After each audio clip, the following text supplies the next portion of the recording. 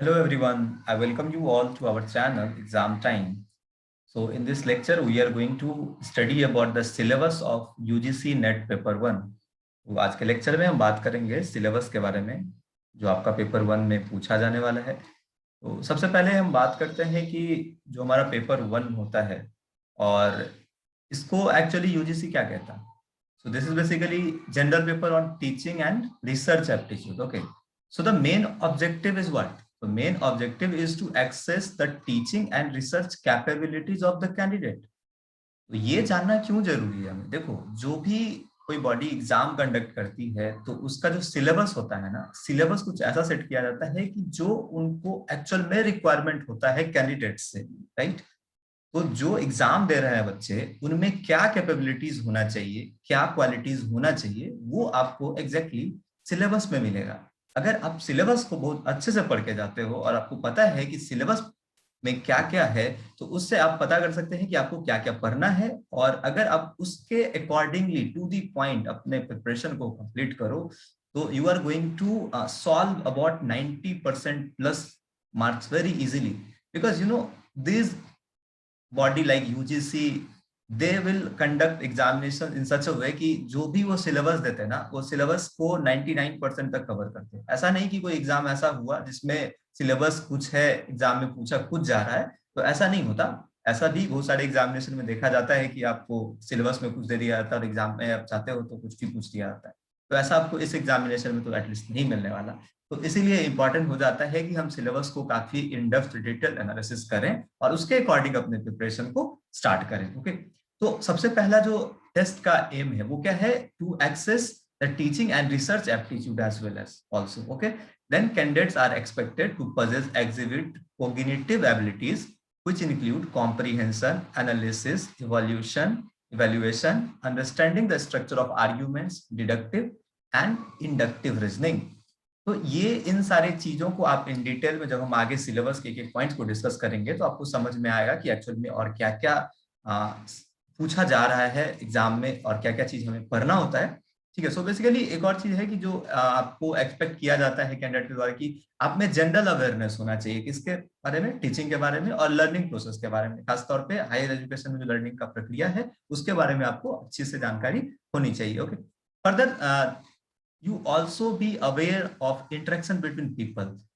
हम एक दूसरे से इंटरेक्ट कैसे करते हैं, इसका जो डिफरेंसेस है ना, हर लोगों में आपको अलग अलग तरीके से दिखेगा, but there is a standard. तो वो जो स्टैंडर्ड इंटरेक्शन है लोगों के बीच का, वो आपके अंदर होना चाहिए और उसका भी जजमेंट ये लोग एग्जाम में करते हैं। ठीक है। उसके बाद इन्वायरमेंट के प्रति आपका क्या अवेयरनेस है, प्लस नेचुरल रिसोर्सेज के बारे में आप क्या जानते हो और उसका इम्पैक्ट क्या है हमारे क्वालिटी ऑफ लाइफ के ऊपर, इन सारी चीजों को भी वो जज करते हैं एग्जाम में। ठीक है। तो सबसे पहले हम एक्सटेंसिव एनालिसिस करेंगे यूजीसी नेट एग्जाम का जो पेपर 1 का पैटर्न है वो किस तरीके से आता है। तो देखो, बेसिकली सिलेबस को ना 10 सेक्शंस में इन्होंने डिवाइड कर रखा है। ठीक है, 10 सेक्शंस में डिवाइड किया गया है और अप्रोक्सीमेटली हर सेक्शन से 5 क्वेश्चंस पूछे जाते हैं। कभी कभार देखने के लिए ऐसा मिलता है कि रिसर्च एप्टीट्यूड से 4 पूछ दिया गया, टीचिंग से 6 पूछ दिया गया, जैसे कॉम्प्रीहेंशन से मान लो 4 पूछ दिया जाता है, कम्युनिकेशन से 4 पूछ दिया जाता है, इसमें बढ़ा देगा। तो ओवरऑल हम एवरेज तौर पे कह सकते हैं कि जो हमारा एवरेज नंबर ऑफ क्वेश्चंस होता है वो आपको हर एक सेक्शंस में इक्वल अमाउंट में ही मिलता है, 5-5 के एवरेज। तो 10 सेक्शंस है, 5 नंबर का एक सेक्शन, तो ओवरऑल मार्क्स आपका कितना हो जाता है? ओवरऑल क्वेश्चंस हो जाता है 50। और हर एक क्वेश्चन के लिए जो आपको अलॉटेड मार्क्स होता है वो 2 नंबर होता है, यानी कि हर क्वेश्चन सही के लिए आपको 2 नंबर मिलेगा। और सबसे बड़ी बात यहाँ ये है कि यहाँ पे कोई नेगेटिव मार्किंग नहीं होता, यानी आप जो भी एग्जाम दोगे इसमें आपके मार्क्स गलत क्वेश्चन होने पे आपका आंसर अगर गलत होता है तो आपके मार्क्स नहीं कटने वाले। ठीक है, तो ये एक एडवांटेज मिलता है यहाँ पे। तो ओवरऑल 100 नंबर का एग्जाम होता है, 50 क्वेश्चन पूछे जाते हैं, 60 मिनट का टाइम होता है and it is quite enough I think. 60 minute में आपको 50 क्वेश्चन करना कोई ज्यादा लेंदी नहीं होता, क्योंकि थोड़ा बहुत अगर टाइम एक्स्ट्रा लगना होता है इसमें तो आपको बेसिकली डाटा इंटरप्रिटेशन और मैथमेटिक्स वाले पोर्शन में थोड़ा सा एक्स्ट्रा टाइम लगता है। बाकी ओवरऑल टाइम सफिशिएंट होता है, तो टाइम का हमारे पास कोई इश्यू ऐसा नहीं है। तो मैं एक बार पढ़ दे रहा हूँ कि जो हमारा सेक्शंस है वो क्या क्या है, क्योंकि देखो आपको एटलीस्ट सेक्शन वाइज पहले माइंड में होना चाहिए कि एग्जाम में क्या क्या सेक्शंस हैं। ठीक है, उसके बाद इन द बिटवीन सेक्शंस के बीच में हर एक सेक्शन के अंदर क्या क्या पूछा गया है वो भी आपको पता होना चाहिए। ओके, तो सबसे पहले टीचिंग एप्टीट्यूड है हमारा, उसके बाद research aptitude, then reading comprehension, communication, reasoning, इसमें मैथ्स भी आपको इंक्लूडेड है। बेसिकली रीजनिंग या मैथ्स बोल सकते हो उसको, या क्वांटिटेटिव एनालिसिस भी बोल सकते हो उसको, ठीक है। उसके बाद है लॉजिकल रीजनिंग, ठीक है, देन डाटा इंटरप्रिटेशन, उसके बाद इंफॉर्मेशन एंड कम्युनिकेशन टेक्नोलॉजी, ठीक है, उसके बाद people and environment, then higher education system और governance, polity and administration. Okay, अब इन सारे 10 टॉपिक को, ये जो 10 सेक्शंस है, इन सारे 10 का सब टॉपिक्स, इसके अंदर में क्या क्या इन डिटेल में पूछा जा रहा है एग्जाम में, वो हम बात करेंगे। और एक चीज ध्यान समझना, इसके टॉपिक के अंदर यानी कि इसके सेक्शन, इसके सिलेबस में हर एक पॉइंट जो लिखा हुआ है वो मैटर करता है। तो हमें अपने प्रिपरेशन को कुछ इस तरीके से करना है कि हर एक चीज जो सिलेबस में पूछा गया है हम उसको इंटेंसिवली कवर करें। देखो ज्यादा सिलेबस नहीं है, आप देखोगे सिलेबस तो आपको ऐसा नहीं कि बहुत ज्यादा लगेगा, और आपको कोई पीएचडी भी नहीं करना है किसी पर्टिकुलर टॉपिक में, तो जो पूछा जा रहा है आपको बस उतना पढ़ना है, क्योंकि हमारा टारगेट यहाँ पे टीचिंग एप्टीट्यूड या रिसर्च एप्टीट्यूड इन सब या मैथमेटिक्स या रीजनिंग के ऊपर कोई रिसर्च नहीं करना, ठीक है। हमें बस इतना पढ़ना है कि जो हमसे पूछा जा रहा है, जो बेसिक रिक्वायरमेंट है वो हमें पता होना चाहिए। एटलीस्ट एक सेंस जो है ना, ये सेंस आपके अंदर डेवलप है या नहीं, कि आप चीजों को किस तरीके से समझते हो, वो बस एनालाइज किया जाता है इस एग्जाम के थ्रू। ओके, तो सबसे पहला जो टीचिंग एप्टीट्यूड वाला सेक्शन है, इसमें क्या क्या है इसको हम देखते हैं। सबसे पहले टीचिंग क्या होता है, उसका कॉन्सेप्ट, यानी बेसिक कॉन्सेप्ट ऑफ टीचिंग। अब देखो पढ़ाना एक अलग चीज है, और पढ़ाने का जो कंपोनेंट्स है, आप देखोगे हमारे यहाँ जो 90% से ज्यादा टीचर होते हैं जो कि अनऑर्गेनाइज सेक्टर यानी कि कोचिंग इंस्टीट्यूट इन सब जगह पे जो पढ़ा रहे होते हैं, they are not trained basically. Okay, तो आपको ट्रेंड टीचर कहाँ मिलते हैं? Generally in government colleges, government schools. But in fact आप प्राइवेट स्कूल की भी अगर बात करोगे तो प्राइवेट स्कूल्स में भी आपको टीचर्स ट्रेंड नहीं मिलते। तो उन्हें तो ये पता भी नहीं होता कि टीचिंग एक्चुअली होता क्या है, कितने तरह का टीचिंग होता है, किस तरीके से पढ़ाना चाहिए, क्या क्या कंपोनेंट्स है पढ़ाने का, वो उन्हें पता नहीं होता। But after qualifying the examination of NET, you are going to be a assistant professor at some colleges, so you should know about all the basic fundamentals of teaching aptitude। ये सब क्या है, ये सब तो आपको पता होना चाहिए, ठीक है। तो सबसे पहले इसमें क्या आपको पढ़ना होता है ना, कि टीचिंग का कॉन्सेप्ट क्या है, क्या क्या ऑब्जेक्टिव्स हैं टीचिंग के, उसके क्या क्या मायने हैं, लेवल्स ऑफ टीचिंग क्या क्या हो सकता है। बेसिकली 3 लेवल पे टीचिंग को पढ़ा जाता है, मेमोरी बेस्ड, उसके बाद अंडरस्टैंडिंग और रिफ्लेक्टिव लेवल पे। ओके, उसके बाद बात फिर हम पढ़ते हैं कैरेक्टरिस्टिक्स टीचिंग का कितना तरह का है, और what is the basic requirements, क्या क्या रिक्वायरमेंट्स है टीचिंग के लिए, इन सब के ऊपर, ठीक है। Then we will study about learners characteristics. तो सिलेबस में हमारा आगे क्या है, कैरेक्टरिस्टिक्स ऑफ एडोलसेंट। अब देखो लर्नर कौन, आप कभी भी जब पढ़ाई चल रहा है तो एक टीचर होगा और एक स्टूडेंट होगा। स्टूडेंट कहो आप, या उसे एक लर्नर कहो, एक ट्यूटर और एक लर्नर, ठीक है। तो हमने टीचिंग का तो देख लिया कि टीचिंग में क्या क्या होना चाहिए, ठीक है। बेसिकली एक टीचर का ये सब क्वालिटीज हो गया। उसके बाद फिर लर्नर का क्या क्या कैरेक्टरिस्टिक्स होना चाहिए, कि जो सीखने वाला व्यक्ति है, जो पढ़ने वाला इंसान है, जो सीख रहा है, जो स्टूडेंट है, उसके अंदर क्या क्या गुण होना चाहिए। तो सबसे पहले हम उसको थोड़ा थोड़ा अलग डिफरेंट हिस्से में डिवाइड करते हैं कि एडोलसेंट वाले जो स्टूडेंट्स हैं या लर्नर है, उनका क्या क्या कैरेक्टरिस्टिक्स है, बेसिकली 18 से पहले वाले, और एक है 18+। 18+ वाले जो लर्नर है उनमें क्या क्या कैरेक्टरिस्टिक्स होता है। बेसिकली ये कैरेक्टरिस्टिक्स किस लेवल पे, एकेडमिक लेवल पे, सोशल लेवल पे, इमोशनल एंड कोग्निटिव लेवल पे। ओके, उसके बाद फिर हम इंडिविजुअल डिफरेंसेस देखते हैं कि क्या क्या डिफरेंसेस होते हैं इन सबके बीच में। देन हमसे पूछा जाएगा factors affecting teaching related to. Okay, सबसे पहले टीचर, लर्नर, सपोर्ट मटेरियल। अब देखो पूरा जो ये कंप्लीट टीचिंग एप्टीट्यूड है, इसमें क्या क्या कंपोनेंट्स आ सकते हैं। टीचर हो गया, दूसरा लर्नर हो गया, ये तो सबसे मुख्य चीज है। बिना टीचर के कंप्लीट क्लासरूम तो, या आपका जो कंप्लीट टीचिंग जो है वो तो नहीं हो पाएगा, तो टीचर इंपॉर्टेंट है। और बिना टीचर, बिना लर्नर के तो टीचर का भी कोई काम नहीं। So both are connected. तो बेसिक रिक्वायरमेंट क्या हो गया, टीचर एंड देन लर्नर। उसके बाद फिर सपोर्ट मटेरियल, कि क्या सपोर्ट मटेरियल जैसे क्या कैसे क्या बोल सकते हो आप, कि जैसे बुक्स हो गए या पढ़ाने के और जो भी आपके तरीके, मतलब जो भी आपको यूज किया जाता है रिसोर्सेस वगैरह, वो सब हो गए। उसके बाद इंस्ट्रक्शनल फैसिलिटीज। अब इंस्ट्रक्शनल फैसिलिटीज का मतलब क्या हो गया, कि अब जैसे अब कोई टीचर है कि एक छोटे से क्लासरूम में जनरल पढ़ा रहा है, ऐसे बोल के पढ़ा रहा है, कोई माइक लेके पढ़ाते हैं, किसी का तुमको देखोगे कि एक व्हाइट बोर्ड होता है, कोई ब्लैक बोर्ड होता है, किसी का बड़ा बोर्ड होता है, किसी का छोटा board. Basically they are these are instructional facilities. Okay, उसका लर्निंग एनवायरनमेंट, ये भी काफी इंपॉर्टेंट है कि अब क्लासरूम में कोई बहुत ज्यादा कैओटिक क्लासरूम तो नहीं है, नॉइसेंस तो क्रिएट नहीं हो रहा है, शांत क्लासरूम होना चाहिए। अब ये नहीं कि रोड साइड में अगर आपका क्लासरूम है तो फिर वहाँ पे काफी ज्यादा न्यूसेंस क्रिएट होता है।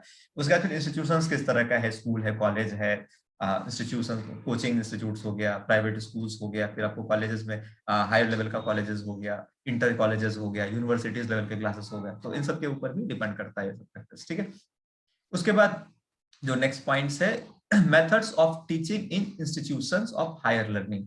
तो जो हायर लर्निंग में जैसे कॉलेजेस या उसके ऊपर जो आपको मेथड होते हैं टीचिंग के, उन सबको भी आपको पढ़ना है, ठीक है। बेसिकली टीचर सेंटर्ड और लर्नर सेंटर्ड मेथड, दो तरह का मेथड आपको पढ़ना होता है। इसमें एक टीचर सेंटर्ड मेथड होता है, दूसरा लर्नर सेंटर्ड मेथड होता है। टीचर सेंटर्ड मेथड से क्या समझ रहे हो कि एक टीचर का अपना पेडागोगी होगा और स्टूडेंट सब उसको फॉलो करेंगे। और एक तरीका ये भी हो सकता है कि जो लर्नर को चाहिए, what are the requirement of learner, basically उनके नीड के अकॉर्डिंग टीचर अपने आप को अडॉप्ट करके उनको पढ़ाता है, ठीक है। उसके बाद फिर हम देखेंगे बेसिक डिफरेंस ऑफलाइन और ऑनलाइन मेथड का। अभी जब से पेंडेमिक आया है, आप सबको पता है कि ऑनलाइन मेथड जो है एजुकेशन का, वो कितना ज्यादा पीक पे, कितना ज्यादा ग्रो किया है, ओके। तो इसके लिए हमारे गवर्नमेंट के ओर से भी काफी सारा प्रयास पहले से भी किया जा रहा है, किया गया है। जैसे स्वयं प्रभा का नाम सुना होगा आपने, एक डीटीएच चैनल है, फ्री चैनल होता है एजुकेशन के लिए, काफी सारे इसमें चैनल्स हैं, ठीक है। उसके बाद फिर एमओसी क्या होता है, जैसे basically massive open online courses, ठीक है। अब इसके लिए आप देखोगे इंटरनेट पे ढेर सारा वेबसाइट्स, एप्लीकेशंस अवेलेबल है जहाँ पे आप लर्निंग कर सकते हो, पेड लर्निंग, फ्री लर्निंग्स। सबसे बड़ा प्लेटफॉर्म तो आपका यूट्यूब है, जहाँ पे ये लेक्चर देख रहे हो। यहाँ पे आप देखो तो ये एक ओशन है, ओशन ऑफ नॉलेज, अगर आप उसको नॉलेज के लिए यूज करते हो तो, ठीक है। बेसिकली लर्निंग इंफॉर्मेशन ही मिलता है यहाँ पे। लेकिन अगर आपको पॉजिटिवली यूज करो तो you can even crack any examination by using YouTube as a tool, ठीक है। इसमें इतना कंटेंट अवेलेबल होता है आपको। और भी आप देखोगे बहुत सारा सोर्सेस है, जैसे कोर्सेरा है, तो बहुत सारे कोर्सेज आपको मिल जाएंगे, ठीक है। जैसे एडेक्स है, ये काफी एमआईटी का इनिशिएटिव है, एमआईटी मैसाचुसेट्स का, ओके।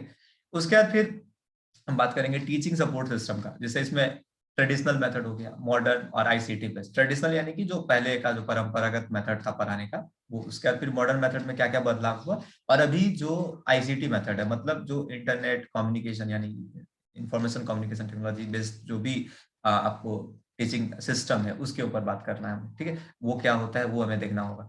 उसके बाद फिर इवोल्यूशन सिस्टम। अब इवोल्यूशन सिस्टम क्या, अब बच्चे को जब पढ़ाया जाता है, किसी लर्नर को जब पढ़ाया जाता है, तो हमारा बराबर का योगदान होता है इवैल्यूएशन का। बिना इवैल्यूएशन किए हुए आप लर्नर कितना ज्यादा लर्निंग किया है, कितना सीखा है, किस लेवल का सीखा है, वो हमें पता करना जरूरी होता है फिर, ठीक है। तो इसीलिए इवैल्यूएशन मेथड, फिर बाकी डिफरेंसेस भी बनाने के लिए कि कौन ज्यादा पढ़ा, और इवैल्यूएशन का और भी अपना पैरामीटर्स है, तो उन सबको हमको डिस्कस करना है। उसके बाद फिर elements and types of evaluation, ठीक है।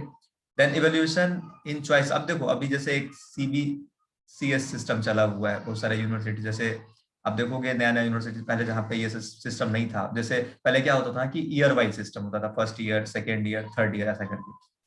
जैसे ग्रेजुएशन 3 साल का हुआ तो फर्स्ट ईयर का एग्जाम होता था, सेकेंड ईयर का मेन एग्जाम और थर्ड ईयर का मेन एग्जाम, बाद बीच में इंटरनल वगैरह होता था, लेकिन उसका ये ओवरऑल जब मार्क्स बनता था आपका, उसमें ये सब ऐड नहीं होते थे। बट अभी देखोगे अब सेमेस्टर सिस्टम जो हो गया है, अब जैसे एक ईयर में 2 सेमेस्टर होते हैं, ठीक है। फिर अगले ईयर 2 सेमेस्टर, यानी कि 3 साल को 6 सेमेस्टर में बांट दिया गया है, ठीक है। अब सेमेस्टर के अंदर में भी आपको बीच में काफी डिटेल एनालिसिस होता है, उन सबको भी काउंट किया जाता है, और सारे चीज को जोड़ने के बाद जो है ना, एक क्रेडिट सिस्टम बनाया गया है हायर एजुकेशन। इन सब के बारे में आपको, इन सब के बारे में भी पढ़ना है, तो हम लोग इन सब के बारे में भी एक सेपरेट लेक्चर बना के चर्चा करेंगे। तो जो भी मैं टॉपिक को बता रहा हूँ पॉइंट वाइज, हर पॉइंट को हम इन डिटेल डिस्कस करने वाले हैं आने वाले लेक्चर्स में, ओके। उसके बाद इवैल्यूएशन इन चॉइस बेस्ड, ये तो बता ही दिया मैंने आपको।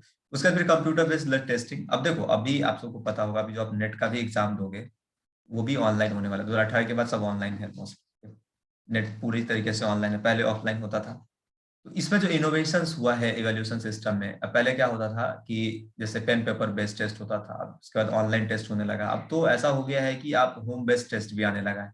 अब बहुत सारा यूनिवर्सिटी एग्जामिनेशन, जैसे अभी क्या है कि पेंडेमिक को लेकर सारे कॉलेजेस या यूनिवर्सिटीज बंद है, तो उन लोगों ने कुछ ऐसा टेक्निक निकाला है कि जिससे घर में बैठ के आपका वो एग्जामिनेशन कंडक्ट कराएंगे। तो बट इसमें देखो एक प्रॉब्लम ये होता है कि बच्चे, इंटीग्रिटी वाला बात आ जाता है कि बच्चे सही से एग्जामिनेशन दे रहे हैं या नहीं दे रहे हैं। दे में भी वो चोरी करके परीक्षा दे सकते हैं, सही तरीके से एग्जाम नहीं दे सकते हैं, ठीक है। तो उसके लिए उन्होंने अलग अलग तरह का सिस्टम डेवलप करा है, जिससे कि बच्चे एग्जाम जो दें या जो भी एग्जामिनर होता है, जो एग्जाम देने वाले होते हैं, वो एग्जाम को सीरियसली ले और तरीके से जैसे आप उस इन्वायरमेंट में जैसे एग्जाम देते थे वैसा ही आपको यहाँ पे भी वो मिले।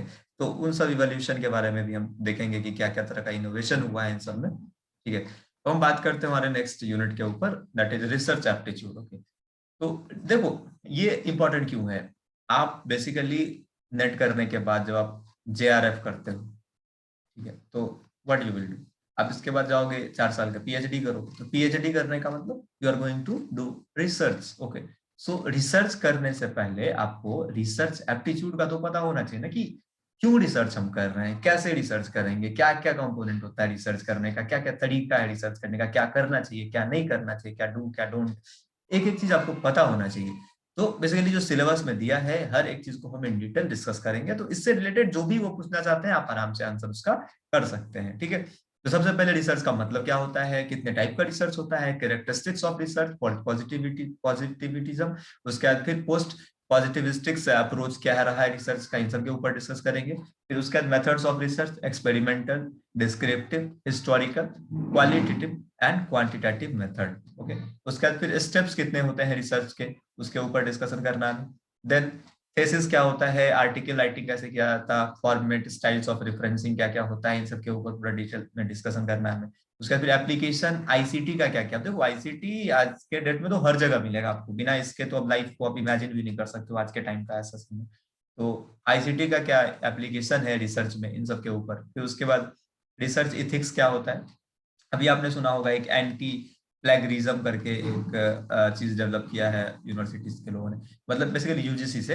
तो इसमें क्या है कि पहले क्या होता था, जैसे आपको थेसिस लिखना है तो यूनिवर्सिटीज में बैड प्रैक्टिसेस के कारण होता ये था कि जो एक्चुअल में जो रिसर्चर होता है वो थेसिस नहीं लिखता, उसके जो गाइड होते हैं वो पूरा थेसिस लिख के दे देते हैं, वही रिपीटिव चलता रहता है, उससे पीछे वाले जो स्कॉलर होता है वो रिसर्च जो करके वही कंप्लीट कॉपी एंड पेस्ट चलता रहता है। तो बेसिकली एंटी प्लेगरिज्म में ये किया गया है ना कि जो भी रिसर्च होंगे ना उनको रिट्रेस किया जाएगा कि उसमें कितना परसेंट कॉपी किया गया है, और ऐसा एक एप्लीकेशन डेवलप किया गया है जिस एप्लीकेशन से आपके वर्ड बाय वर्ड को चेक किया जाएगा और उसमें देखा जाएगा कि कितना ज्यादा आपका कितना परसेंटेज ऑफ मैटर जो आपने लिखा है, कंटेंट जो लिखा है उसमें कितना ज्यादा दूसरी जगह से मिलता जुलता है, और वो अगर आपका 20% से ज्यादा हुआ तो they will not pass further. Okay, तो ये सब बदलाव काफी सारा हुआ है, तो इन सब के ऊपर भी आपको पढ़ना है। तो फिर उसके बाद हमारा है third unit, that is comprehensive, and this is simple, you all have gone through this. Okay, तो रीडिंग कॉम्प्रिहेंशन में आपको एक पैसेज दिया होता है और उससे रिलेटेड कुछ क्वेश्चंस होते हैं जिसका आंसर आपको इस पैसेज के आधार पे करना होता है इसको पढ़ के। ओके, तो सब लोगों ने इसको एटलीस्ट प्रैक्टिस तो किया ही होगा, तो this is not a big issue. Okay, so next unit के ऊपर बढ़ते हैं। आगे इसके ऊपर भी हम लेक्चर बनाएंगे, इसमें प्रैक्टिस भी हम लोग करेंगे काफी। ठीक है, तो उसके लिए टेंशन लेने का जरूरत किसी को नहीं है। ओके, नाउ सी यूनिट 4 जो है कम्युनिकेशन वाला जो सेक्शन है, इसमें क्या क्या है आपको कम्युनिकेशन, देखो कितना इंपॉर्टेंट है ना। आप जब भी, क्योंकि ये एक ऐसा स्किल है, ये एक इंस्ट्रक्टर का, एक टीचर का, या जो भी एक क्योंकि आप after doing the research, after getting qualified in net, अगर आप असिस्टेंट प्रोफेसर बनते हो तो फिर कम्युनिकेशन काफी ज्यादा इंपॉर्टेंट हो जाता है कि आपका कम्युनिकेशन किस तरीके से, आप कम्युनिकेशन को समझते हो हर लेवल पे कि नहीं, कितने टाइप का कम्युनिकेशन होता है, कैरेक्टरिस्टिक्स क्या क्या है कम्युनिकेशन का, इफेक्टिव कम्युनिकेशन कितने तरह के होते हैं, verbal, non verbal, intercultural, group communication, classroom communication, इन सब चीजों को हमको डिटेल में समझना होता है। और इफेक्टिव कम्युनिकेशन के लिए बैरियर्स क्या क्या है, किस तरीके से, जैसे अब देखो, अब कुछ लोग होता है कि जिनको कम्युनिकेशन स्किल तो काफी अच्छा होता है but at some place they just वो मेस हो जाते हैं और सही तरीके से कम्युनिकेट नहीं कर पाते अपनी बात को। ठीक है, जैसे कुछ बैरियर, जैसे कुछ हेजिटेशन टाइप का चीज हो जाता है लोगों के अंदर, जिसके कारण वो अपनी बातों को सही तरीके से इंटरप्रेट नहीं कर पाते। ठीक है, वैसे मास मीडिया एंड सोसाइटी अभी के टाइम का जो है, तो इन सब चीजों को भी हमको इन डिटेल डिस्कस करना है और इन सब भी आपको क्वेश्चंस पूछे जाते हैं एग्जाम में। ओवरऑल मैंने पहले बताया कि सारे यूनिट का जो है इक्वल वेटेज है, तो हमको किसी भी टॉपिक को ऐसा लेकर नहीं चलना है कि छोड़ देना है इसको, इसको करना नहीं है, हम कंप्लीट हर एक टॉपिक को करेंगे। Okay, so now it is a important one. Basically ये मैथमेटिकल रीजनिंग वाला जो पोर्शन है बहुत सारे लोगों का ये वीक होता है, काफी कंप्लेनिंग होता है, कंप्लेन होता है बच्चों का कि मैथमेटिकल पोर्शन हमारा कंप्लीट नहीं हो पाता है। देखो यहाँ पे आपको ये चीज समझना जरूरी है कि आपको कोई मैथमेटिक्स कंप्लीट नहीं पूछ रहा, और आपको पूरा का पूरा अरिथमेटिक नहीं पढ़ना, ना पूरा क्वांटिटेटिव एनालिसिस करने का है कैट एग्जाम के लिए। ओके, यहाँ पे बस 5 क्वेश्चन पूछे जाते हैं। 5 क्वेश्चन में भी आप देखोगे 1 से 2 क्वेश्चन तो आपको सीरीज का रहता है। तो सीरीज नंबर मतलब आपको 5 नंबर दिए रहेंगे, उसमें आपको एक मिसिंग नंबर फाइंड करना रहता है कि यहाँ पे क्या होगा। ठीक है, जैसे 1 2 3 4 5, अब 4 अगला नंबर क्या होगा, इस तरीके से कुछ सीरीज बना रहता है। जैसे मान लो रहेगा 1 रहेगा, 4 रहेगा, 9 रहेगा। ओके, उसके बाद आपको 16 रहेगा, पूछेगा अगला नंबर क्या है। तो यहाँ पे आपको पैटर्न ढूंढना है और आपको बताना है। तो इसके लिए आपको कोई बहुत ज्यादा इन डिटेल डेप्थ मैथमेटिक्स को बहुत ज्यादा इन डेप्थ पढ़ने का जरूरत नहीं होता। लेकिन हाँ, जो जो इम्पोर्टेंट चीज है, जैसे हर एक चीज तो नहीं पढ़ना हमें। जैसे कुछ इंपॉर्टेंट टॉपिक आपका, जैसे इसमें देखो मैथमेटिकल में आपको मिलेगा फ्रैक्शन आपको पढ़ना है, टाइम डिस्टेंस पता होना चाहिए, रेशियो पता होना चाहिए, परसेंटेज पता होना चाहिए, प्रॉफिट लॉस क्या होता है उसका बेसिक कॉन्सेप्ट पता होना चाहिए, इंटरेस्ट पता होना चाहिए, डिस्काउंटिंग एवरेज, ये सब। तो ये सब हम लोग 1 2 लेक्चर में इन सब चीजों को कंप्लीट कर लेंगे। ठीक है, बेसिकली देखो यहाँ पे उन लोगों का टारगेट होता है कि आपका मैथमेटिकल एप्टीट्यूड को पकड़। ठीक है, तो ये आराम से हो जाता है, इसके लिए आप लोगों को बहुत ज्यादा टेंशन लेने का जरूरत नहीं है। हम लोग इन डिटेल डिस्कस करेंगे जब लेक्चर्स इसके ऊपर आएंगे तो। ठीक है, चलो आगे बढ़ते हैं। लॉजिकल रीजनिंग, देखो ये इंपॉर्टेंट है। लॉजिकल रीजनिंग इसलिए इंपॉर्टेंट है क्योंकि यहाँ पे आपको एक तो जनरल लॉजिकल रीजनिंग, जो जनरल रीजनिंग वो तो पढ़ना ही है, इसके बाद आपको इंडियन लॉजिक को भी पढ़ना होता है। ठीक है, तो पहले हम लोग ये जनरल लॉजिक देखते हैं वो क्या है। तो आपको सबसे पहले समझना है कि आर्ग्यूमेंट और आर्ग्यूमेंट्स के फॉर्म कितने होते हैं, स्ट्रक्चर कितने होते हैं, categorical propositions, mood, figure, formal and informal fallacies. Okay, language का क्या क्या यूज है, connotations, denotations of terms, classical square of oppositions. ठीक है, evaluating and disintegrating deductive and inductive reasoning. Okay, इन सबको अच्छे से पढ़ रहे हैं हमें। उसके बाद एनालॉजीज क्या क्या होते हैं, sir Venn diagram, Venn diagram का भी आपने यूज किया होगा, इस तरह के डायग्राम को हम वेन डायग्राम कहते हैं। ठीक है, उसके बाद simple and multiple use of validity of arguments. ठीक है, अब ये तो हो गया आपका जनरल रीजनिंग। ओके, इसके बाद हम बात करेंगे इंडियन लॉजिक। और इंडियन लॉजिक क्या होता है, इसके लिए इसका मतलब होता है नॉलेज। यहाँ पे देखो एक्चुअल में हम लोगों का जो अपना कल्चर रहा है ना, जो हमारा हिंदू कल्चर है, वो जो कल्चर पीछे से डेवलप होके आया है।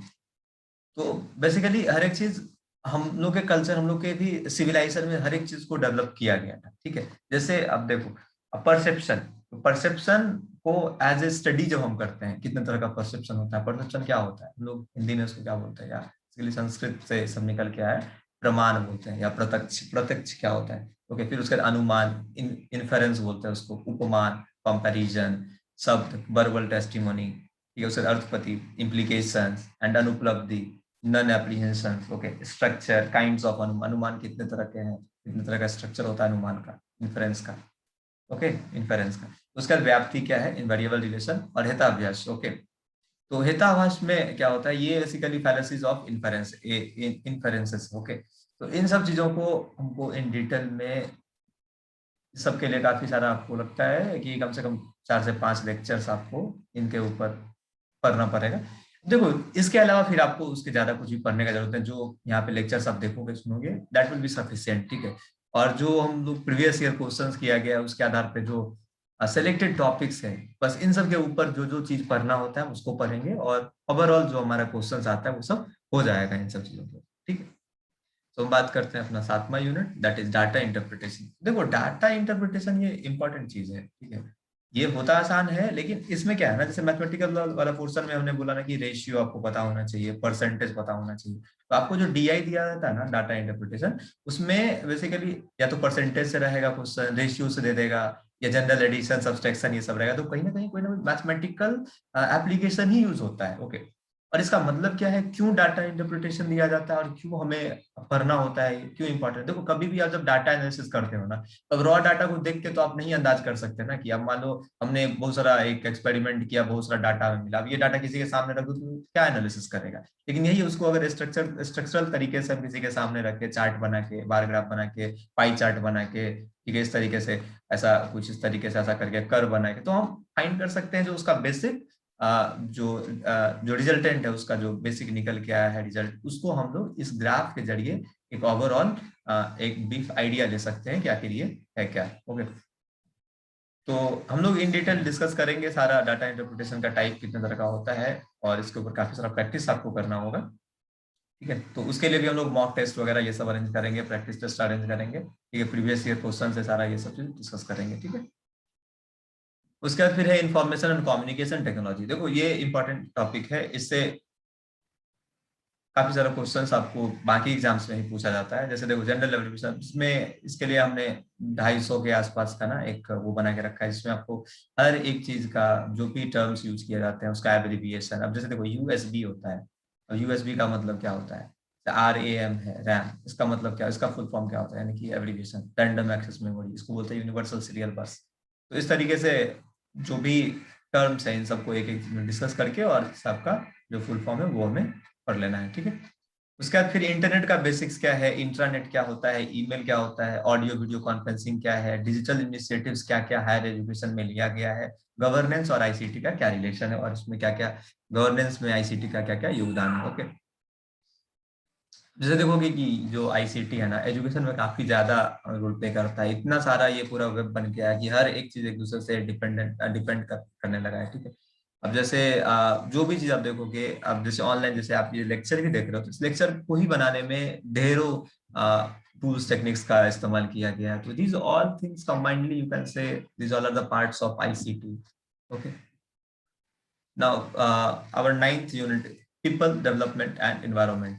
देखो ये थोड़ा सा ज्योग्राफिकल पॉइंट से आपको ये, अगर जिन्होंने ज्योग्राफी पढ़ा होगा अच्छे से, या जो जनरल कॉम्पिटिशन वगैरह का तैयारी कर रहे होंगे, जो जीएस जनरल पढ़ते होंगे, या फिर अगर सिंपल आप जो डेली न्यूज़पेपर पढ़ता है, जो इंसान डेली न्यूज़पेपर पढ़ता है, उसके लिए ये टॉपिक उतना ज्यादा लेंदी नहीं होने वाला, क्योंकि आप बेसिक चीजों से पहले से अवगत होते हो। जैसे अब मान लो कि अब मिलेनियम डेवलपमेंट गोल्स क्या क्या है, सस्टेनेबल डेवलपमेंट गोल्स क्या क्या है यूनाइटेड नेशंस का, ठीक है, इनके बारे में आपको आइडिया होना चाहिए। उसके बाद फिर एनवायरनमेंट और ह्यूमन इंटरेक्शंस क्या क्या है, जैसे कि एंथ्रोपोजेनिक एक्टिविटीज क्या क्या है, उसका इम्पैक्ट क्या होता है एनवायरनमेंट के ऊपर।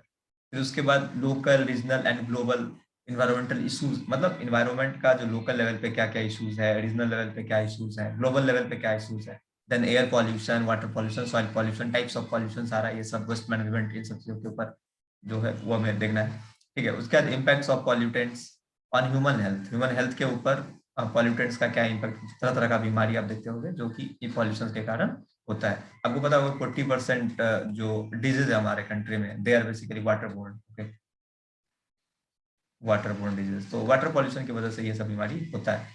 उसके बाद फिर नेचुरल एनर्जी रिसोर्सेज क्या है, solar energy, wind energy, solar, hydro, geothermal, biomass, nuclear and forest, इन सब से क्या क्या, ये सब जो नेचुरल एनर्जी का रिसोर्स है, इसको हम कैसे एक्सप्लॉइट करते हैं या किया गया है, ठीक है, इसका साइड इफेक्ट्स क्या क्या है, ठीक है। फिर उसके बाद नेचुरल हैजार्ड क्या क्या है, जैसे अर्थक्वेक हो गया, वोल्केनोस हो गया, ये सब डिजास्टर किस तरीके की क्या क्या आया है, ठीक है, इसका क्या क्या हमारा मिटिगेशन का स्ट्रेटेजी हो सकता है। और सबसे इंपॉर्टेंट है कि जो भी देखो अभी तक इन्वायरमेंटल प्रोटेक्शन एक्ट या जो जो समिट वगैरह ये सब हुआ है इंटरनेशनल लेवल पे, इन सब के बारे में आपको आइडिया होना चाहिए। जैसे इन्वायरमेंटल प्रोटेक्शन एक्ट 1986 का, ठीक है। फिर उसके बाद इसका हमने एक पूरा कंप्लीट हम एक लेक्चर लेके आएंगे, जिसमें हम लोग बात करेंगे हर एक चीज के बारे में, कि जैसे ये जो हुआ था आईपीए ईपीए 1986 वाला, उसमें क्या हुआ था, फिर NAP, climate change international agreement जो हुआ, जैसे मॉन्ट्रियल प्रोटोकॉल है, रियो समिट, इस तरह का जितना भी इन्वायरमेंट पे बेस सबमिट किया गया है, सबके ऊपर हम लोग डिटेल डिस्कस कर लेंगे, ओके। उसके बाद फिर कॉन्वेंशन बायोडाइवर्सिटी के ऊपर किया गया क्या क्या, फिर उसके काइटो प्रोटोकॉल है, पेरिस एग्रीमेंट है, अभी हाल में आपने सुना होगा इंटरनेशनल सोलर अलायंस, इसमें हमारे कंट्री के प्राइम मिनिस्टर नरेंद्र मोदी ने काफी बढ़ चढ़ के हिस्सा लिया, और इसको आपको पता होगा आईएसए का जो हेडक्वार्टर है हमारे कंट्री में ही, गुरुग्राम में, ओके। उसके बाद फिर लास्ट जो यूनिट है हमारा, that is higher education system, okay. तो हायर एजुकेशन सिस्टम क्या है, इसमें आपको क्या क्या पढ़ना होता है, जैसे higher learning education in ancient India में कैसे था, किस तरीके से पहले हायर एजुकेशन होता था, अभी का क्या स्थिति है, अभी कैसे हायर एजुकेशन का स्ट्रक्चर, क्या स्ट्रक्चर है अभी, जैसे न्यू एजुकेशन पॉलिसी में क्या क्या बदलाव किया गया है, ओके। फिर हायर लर्निंग और रिसर्च पोस्ट आफ्टर इंडिपेंडेंस किस तरीके से बदला ये सब, फिर oriental conventional and non conventional learning program क्या क्या है इंडिया में, professional technical and skill based education किस तरह के क्या क्या है इसमें, ठीक है। फिर उसका फिर वैल्यू एजुकेशन, इन्वायरमेंटल एजुकेशन, इन सबको करना है। Then policies, governance and administration के ऊपर फिर बात करेंगे। तो ओवरऑल हायर एजुकेशन सिस्टम ये भी अपने आप में काफी इंपॉर्टेंट यूनिट हो जाता है, ठीक है, आपके एग्जाम पॉइंट से और आपके रिसर्च पॉइंट से भी, ओके। सो ये देखो 10 यूनिट था हमारा जिसके ऊपर हम डिटेल डिस्कस किया अभी। अब इन 10 के ऊपर हम लोग सेलेक्टिव हर एक टॉपिक के ऊपर जितना लेक्चर्स हो सकता है वो सब लेके आएंगे, ठीक है। और आपको करना बस ये है कि जो हमारा चैनल है एग्जाम टाइम उसको आपको सब्सक्राइब करना है, और जो भी लेक्चर्स होंगे हर एक यूनिट का प्लेलिस्ट बना के हम लेक्चर्स को अपलोड करेंगे, ओके। और सारे लेक्चर से आपको आपका जो प्रिपरेशन है वो कंप्लीट हो जाएगा। इसके अलावा आपको यहाँ से कहीं और जाने का जरूरत नहीं है पेपर 1 के लिए। अगर आपके पास एक्स्ट्रा टाइम है तो आप अपना वो एक्स्ट्रा टाइम पेपर 2 के प्रिपरेशन के ऊपर लगाइए। जो भी आपका सब्जेक्ट है, आपका इंग्लिश सब्जेक्ट है, आपका इलेक्ट्रॉनिक साइंस है, या आपका कोई भी सब्जेक्ट है, हिस्ट्री है, ज्योग्राफी है, जो भी आपका सब्जेक्ट है पेपर 2 का, उसके ऊपर आप एक्स्ट्रा टाइम दो। और इसके लिए जो हमारा लेक्चर्स होगा, ये लेक्चर्स के साथ साथ जो हमने नोट्स रेफर किया है या जो आपको हम नोट्स प्रोवाइड करेंगे, दैट विल बी आपको मिल जाएगा वो सब हमारे डिस्क्रिप्शन लिंक में, ठीक है। बस आप डाउनलोड करके पढ़ सकते हैं। इनफैक्ट आपको टेस्ट का भी टेंशन नहीं लेना है, मॉक टेस्ट के लिए भी हम लोग सॉल्यूशन निकालेंगे, वो सब भी सारा हो जाएगा हमारा। So this is a single stop solution, here you will get everything comprehensive course for UGC NET paper 1, okay, so you don't need to worry now। हर एक टॉपिक, हर एक सिलेबस आपका कवर किया जाएगा और हमारा टारगेट होगा 90 प्लस मार्क्स का कम से कम, okay. And it is very easily achievable अगर आप थोड़ा सा टेक्निकली एनालाइज करो ना, जो एग्जामिनेशन जैसा लिया गया, जिस तरह का क्वेश्चन पूछा गया है, और अगर आप तरीके से टेक्निकली सिलेबस को पढ़ोगे तो ये कोई बहुत बड़ी चीज नहीं होती है 90 से ऊपर नंबर लाना 100 मार्क्स में, okay. It is very simple thing. अगर आप डेली 1 आवर स्टडी भी इसके लिए डिवोट करते हो, but it should be in a smart way, okay. Smart तरीके से आपको ये करना होगा। ये नहीं कि हम कुछ भी पढ़े जा रहे हैं, मैथ्स पढ़ रहे हैं तो मैथ्स ही बहुत ज्यादा पढ़ लिया, ठीक है। अब टीचिंग एप्टीट्यूड पढ़ रहे हैं तो उसमें ही पीएचडी कर लिया, उससे काम नहीं चलेगा। आपको हर एक चीज को इन डिटेल में अच्छे से पढ़ना होगा। अब बस पूरे लेक्चर्स को अगर आपने होलिस्टिकली फॉलो किया तो आई एम श्योर कि you can score this, okay. उसे फिर हम प्रैक्टिस करेंगे, मॉक टेस्ट देंगे, और रीडिंग मटेरियल जो भी होगा आपको वो सब अवेलेबल हो जाएगा, ठीक है।